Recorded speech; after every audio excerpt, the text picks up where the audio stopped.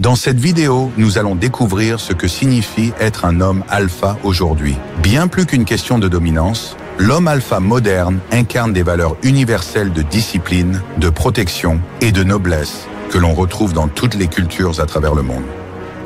Définition et origine du concept alpha. Le terme alpha vient à l'origine de l'étude des hiérarchies animales, où les alphas étaient les leaders du groupe.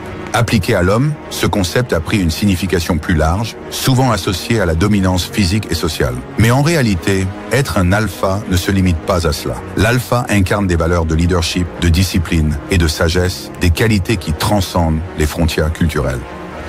Deuxième définition et origine du concept alpha. Le terme alpha vient à l'origine de l'étude des hiérarchies animales, où les alphas étaient les leaders du groupe. Appliqué à l'homme, ce concept a pris une signification plus large, souvent associée à la dominance physique et sociale. Mais en réalité, être un alpha ne se limite pas à cela. L'alpha incarne des valeurs de leadership, de discipline et de sagesse, des qualités qui transcendent les frontières culturelles. Dans les sociétés traditionnelles, qu'elles soient africaines, asiatiques ou européennes, l'homme alpha était celui qui protégeait sa famille, qui respectait ses engagements et qui inspirait les autres. C'est cette responsabilité, et non seulement la force physique, qui définit un véritable alpha.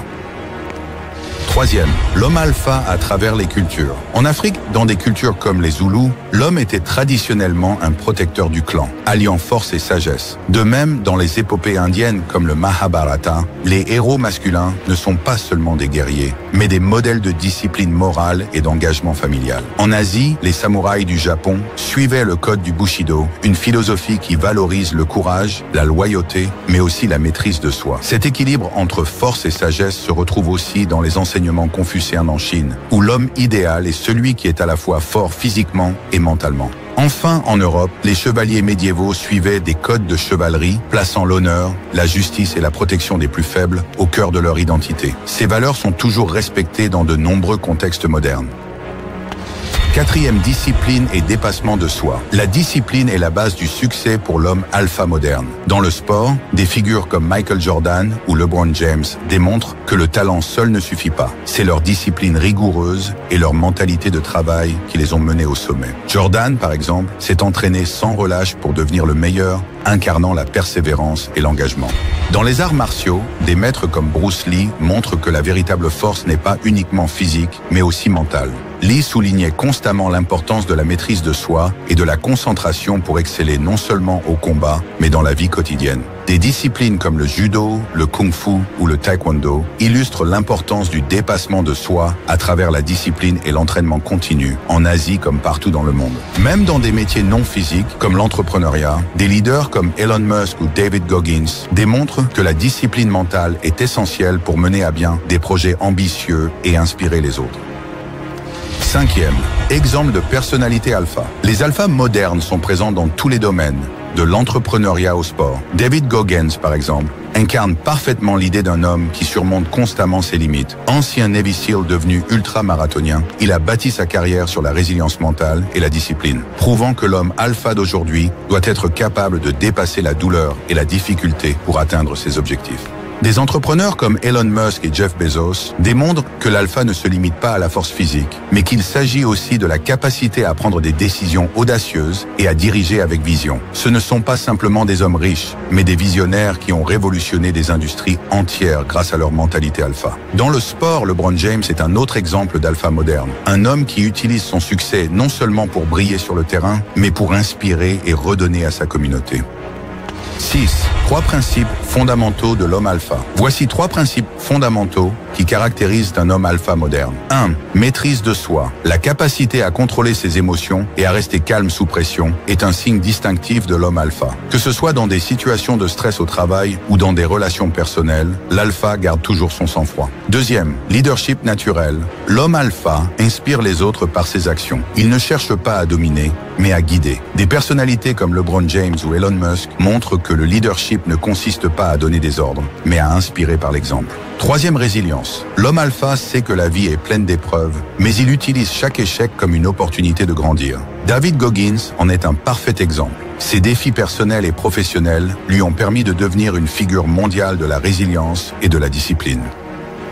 L'homme alpha moderne est universel. Que vous soyez dans le sport, l'entrepreneuriat ou la vie quotidienne, ces principes de discipline, de protection et de dépassement de soi vous mèneront au succès. Adoptez ces valeurs et devenez le leader, l'alpha, que vous êtes destiné à être.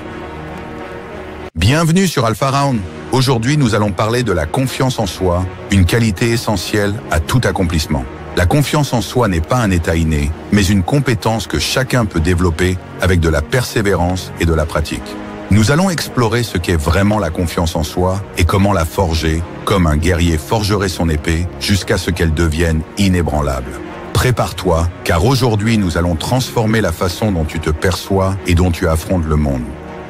Premier, qu'est-ce que la confiance en soi? La confiance en soi est un état de calme intérieur. Elle repose sur la maîtrise de tes compétences, de ton environnement et de tes pensées. C'est ce qui te permet d'affronter l'inconnu, de surmonter les obstacles et de croire en tes capacités, même lorsque les choses deviennent difficiles. Comme l'a dit Marc Aurèle, tu as pouvoir sur ton esprit, pas sur les événements. Prends conscience de cela et tu trouveras la force. La confiance en soi commence par se connaître et s'accepter sans se laisser submerger par le doute. Deuxième, la forge de la confiance par l'adversité. David Goggins, ancien Navy SEAL, a trouvé sa confiance en affrontant la douleur et la difficulté. Il disait « La seule personne qui allait changer ma vie, c'était moi ». En relevant des défis extrêmes comme les ultramarathons, il a appris à se dépasser. La confiance se forge dans les moments d'adversité, quand on décide de se relever plutôt que de se laisser abattre. Pense à une situation difficile dans ta vie. Que pourrais-tu apprendre en l'affrontant plutôt qu'en l'évitant? Troisième, la confiance en soi comme outil d'action. Andrew Tate dit « Tu ne peux pas attendre que les opportunités viennent à toi, tu dois les créer ». La confiance en soi est cette conviction que chaque action est une étape vers le succès. Imagine-toi devant une décision à prendre, mais freinée par la peur de l'échec. Souviens-toi, chaque action renforce ta confiance, même si elle ne donne pas immédiatement les résultats escomptés. Agis et tu deviendras plus fort. Quatrième, les stratégies pour développer une confiance inébranlable. Premier, commence par des petites victoires. Chaque jour, fais un pas vers ton objectif, même minime. Par exemple, si tu veux faire du sport régulièrement, commence par 10 minutes de marche par jour. Ces petites victoires créent une dynamique positive qui renforce ta motivation. Deuxième, savoure l'échec. Winston Churchill disait « Le succès n'est pas final, l'échec n'est pas fatal. C'est le courage de continuer qui compte. L'échec fait partie du chemin et il te permet d'apprendre. En échouant, puis en t'améliorant, tu construis une confiance qui ne se brise pas facilement. » Troisième maîtrise, toi-même et ton environnement. La confiance vient de la maîtrise de tes compétences, de ton environnement et de tes pensées. Plus tu développes ces aspects, plus ta confiance grandira. Un environnement organisé et des pensées positives sont essentiels pour te développer dans la bonne direction. Cinquième, la confiance et les croyances personnelles. Comme l'a dit Épictète, ce qui trouble les hommes, ce ne sont pas les choses, mais les opinions qu'ils en ont. Les croyances limitantes sont souvent notre plus grand obstacle. Si tu te dis « je ne peux pas », cela deviendra vrai. Remplace-le par « je peux et je vais le faire » et observe comment ton état d'esprit change. La confiance commence par ce que tu choisis de croire. La confiance en soi est une compétence qui se développe par la pratique et la répétition. Choisis un défi personnel cette semaine, que ce soit de parler en public, d'apprendre quelque chose de nouveau ou d'affronter une peur. Mets-toi au travail et partage ton expérience. La route vers une confiance inébranlable commence ici et maintenant. Ensemble, nous grandirons. Abonne-toi à Alpha Round et rejoins-nous dans cette quête pour une vie de maîtrise et de réussite.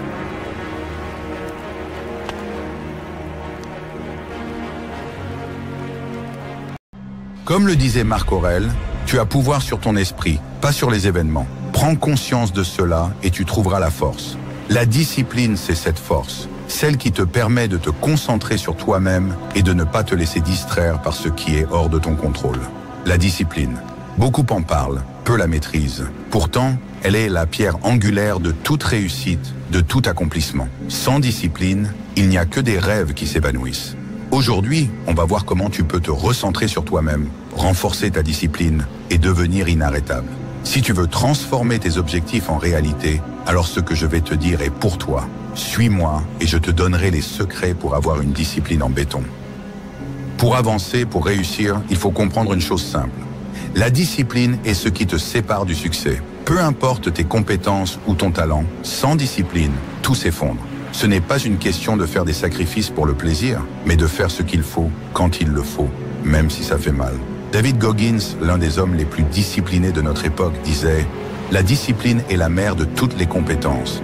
Rien ne peut être accompli sans elle. Si tu veux exceller, tu dois apprendre à faire des choses que les autres ne veulent pas faire. C'est cette capacité à agir, même quand tu n'as pas envie, qui va te distinguer. » Et les études le prouvent. Une célèbre étude appelée l'étude du marshmallow a montré que ceux qui peuvent retarder la gratification immédiate réussissent mieux à long terme. Dans cette expérience réalisée par le psychologue Walter Mischel, des enfants étaient placés seuls dans une pièce avec un marshmallow devant eux. Ils avaient un choix à faire.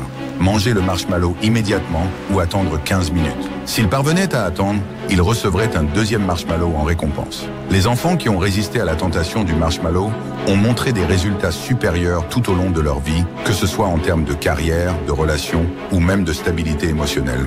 Ce que ça montre, c'est que la discipline t'amène à des récompenses plus grandes, à condition que tu saches attendre. Maintenant, parlons de toi. Pourquoi est-il si important de se concentrer sur soi ? Parce que le monde te tire constamment dans des directions opposées. Les distractions, les réseaux sociaux, les mauvaises influences, tout cela s'oppose à ta progression. Si tu veux avancer, tu dois faire de toi-même ta priorité et contrôler ton destin. Warren Buffett disait « Les chaînes de l'habitude sont trop légères pour être senties jusqu'à ce qu'elles soient trop lourdes pour être brisées. » Cette citation met en lumière l'importance des habitudes. Si tu ne prends pas le contrôle de tes habitudes aujourd'hui, elles te contrôleront demain. Il est donc crucial de bâtir des habitudes saines et solides qui renforcent ta discipline. Le premier pas pour te concentrer sur toi-même, c'est de te fixer des objectifs clairs. Chaque matin, rappelle-toi ce pourquoi tu te bats. Comme Muhammad Ali le disait, je détestais chaque minute d'entraînement, mais je me disais, ne lâche pas, souffre maintenant et vis le reste de ta vie comme un champion. Tu dois accepter l'inconfort temporaire si tu veux récolter des bénéfices durables. Parlons maintenant des techniques concrètes pour renforcer ta discipline au quotidien.